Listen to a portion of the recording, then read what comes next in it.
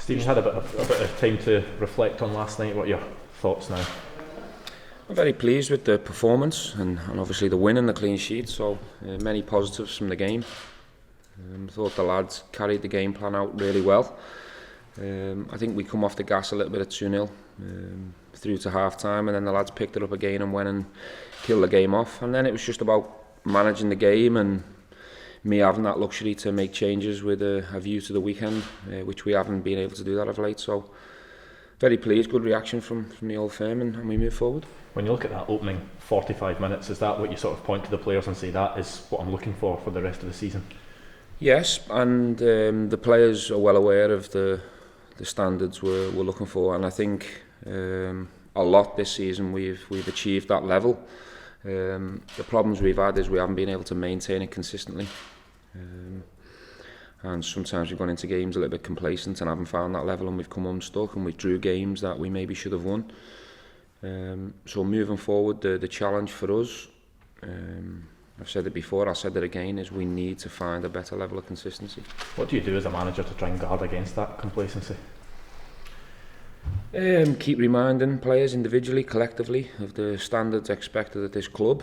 I think there's different ways as well. You know, you obviously continue to try and strengthen your 11 and your squad moving forward, and try and have the right people in the right places that come into work with them standards on a daily basis.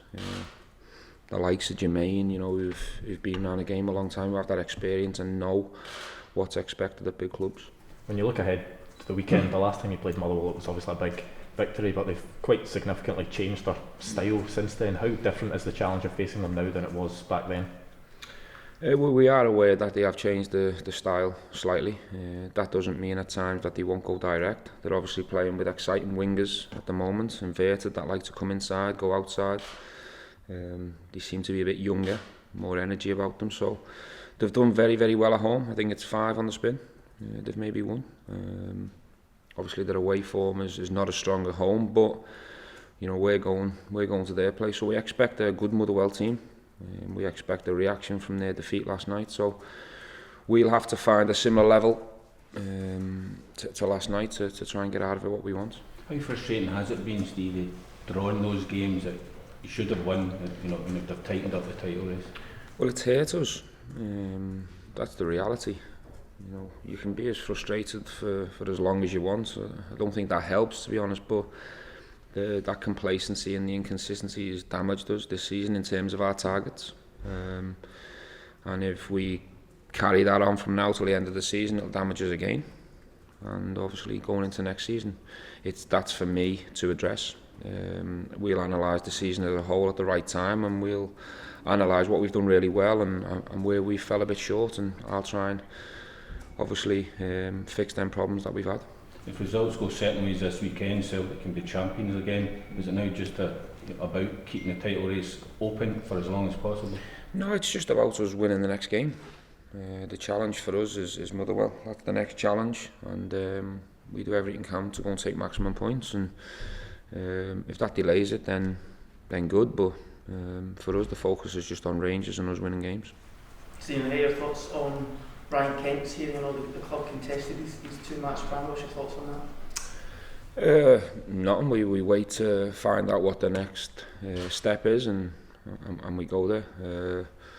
We spoke to Ryan, we spoke to other players around the incident. We've got our version of events, which are totally different than what we feel is being reported or what he's being accused of, and we'll challenge it and see where we get from it. What do you feel the difference is from what's been reported to what you understand it to be?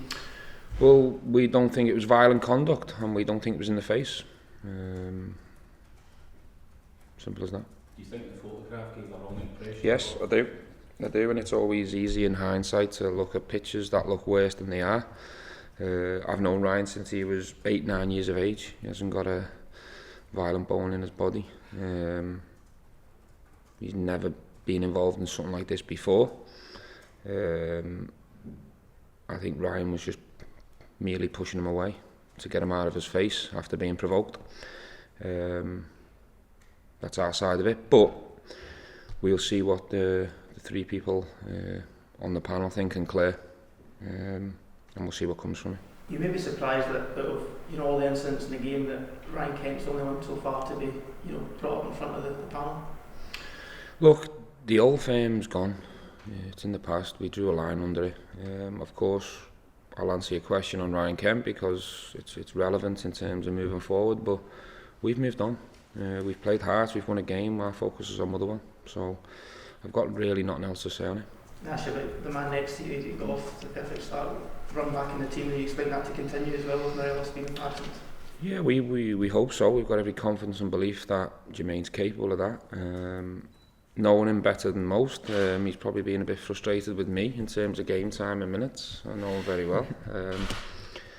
But yeah, I mean, I spoke to Jermaine, he's come in, he's done really well.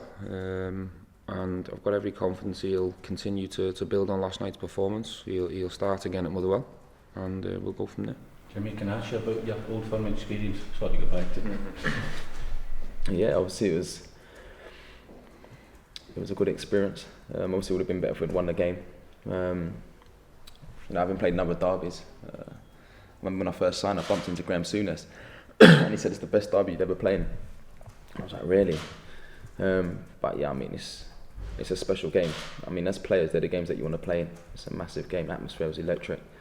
And yeah, of course, it would have been better if we'd won the game. I thought we played well, to be honest. Probably played better when we went down to 10 men, controlled the game. But like the manager said, it's gone. Good experience for me, obviously my first one. And yeah, look forward to the next one.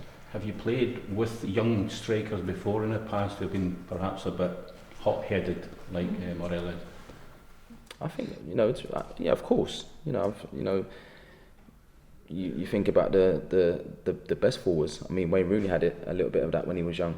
I think it's a part of growing up.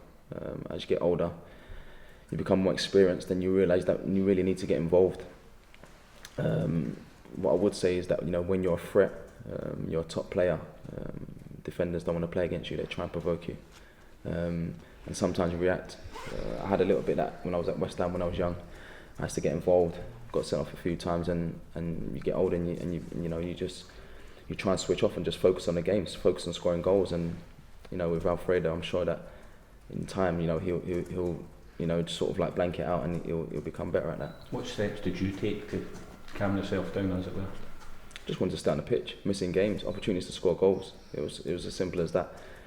And you can see, even last night, you can see, but Alfredo's in the change room. You can see his body language. He's gutted that he couldn't be involved because he loves football. He's a goal scorer. He wants to play. He wants to score goals.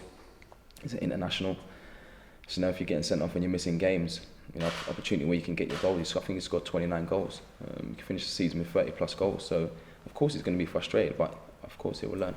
The manager says he thinks you've been maybe a bit frustrated on the sidelines now that you've said you're going to get a run of games. Do you feel that this is your chance to really sort of catapult and kickstart your Rangers career properly? I think it's always your chance, even if you don't start and you come on. I think especially as a forward, where you come on, you can, get a chance in the last minute or wherever it is. So for me, I've always been like that. I've always been focused and always work hard every day in training. And I think it's important that, probably more important, to train even harder when you're not playing, because when called upon, you have to be ready. Steve, is it easier to leave out younger players than experienced players? No, for me, I picked the best players. Players that impress me on a daily basis. One thing I'd say about Jermaine, whether he's in from the beginning, he's on for 2 minutes or 20 minutes, his focus and his professionalism hasn't changed, his application. And not just the goals and having Jermaine on the pitch, the way he's been around the place. I think he's been an example to a lot of the team and a lot of the squad who are young, who look up to him. And that was what we spoke about as well. It wasn't just about bringing Jermaine in for the pitch, it was the example and the leadership offered as well, and he's been fantastic. With 6 games to go, of course, is there still players here who are playing for the future? 100%. 100%. And that won't change, because we are at a club where complacency is not accepted. People who drop the standards is not accepted, or people who get comfortable. Not just because of the situation we're in. if we were in a title race now, if we were ready for a semi-final or things were a lot rosier than they are, that'd still be the case. Is that the challenge to the players in these last 6 games? To show Well, you find out a lot about players over the course of a season. You find out a lot about players when things are going well, when setbacks happen, when individuals maybe drop form or are not at the best. You learn an awful lot about every single individual. But you're always looking to see whether they can cope with the Rangers experience. And some have thrived in it. Some have been with me all the way, through the good and the bad, and I've always had a good feeling that they want to be part of this moving forward. Some have fell short, and at the right time, when it's possible, they'll be moved on. Can you put a number on the players you think may come in next season and go out? No, I think that would be impossible right now. The only thing I can say is we will try and add more quality to make our 11 stronger, which will naturally make the squad stronger. There won't be wholesale changes like there was last season. We felt that was needed at the time. We don't think we're as far away as certain people think we are, or maybe the gap in terms of points, we don't think we're that far away. But it's quite clear that we do need to add more quality to make us improve and grow and get better. Stephen, I think this is your first experience of the split. What's your thoughts on it? I mean, we throw up some great games towards the end of the season. Yeah, I think it brings a lot of excitement to the end of the season. I think when you've only got a small amount of numbers in a league, I think there's a risk towards this stage of the season if teams have got nothing to play for, or you're playing the same team for the 4th time, maybe becomes a little bit predictable. But I think with the split, it makes both ends of the table exciting for longer. So I'm probably in favour of it rather than the previous routine. Just ask you injury updates. Is Jamie Murphy expected to make an appearance this season? Jamie Murphy's got a small chance of being involved in maybe the last week or 2 of the season. A small chance, but he's progressing well. Jamie's happy, we're happy with how it's progressing, but we'll keep analysing that as the weeks go by. But we're fingers crossed that maybe he can be part of it in the final stages. In terms of last night, Joe Waddle's got a bit of a knock. I don't think it's serious. But he jarred his knee at the end of the game. Everyone else has come through. I'm sure there'll be a few tired legs after the last 2 games, so it's important we recover well and we're ready for Sunday. So is Joe out, or is it just a doubt? No, he's not out. No, he's just got a bit of a knock. He'll need some treatment today and a couple of down days, and then hopefully we can have him ready to train on Saturday. But as I say, that'll depend on how he recovers in the next 48 hours.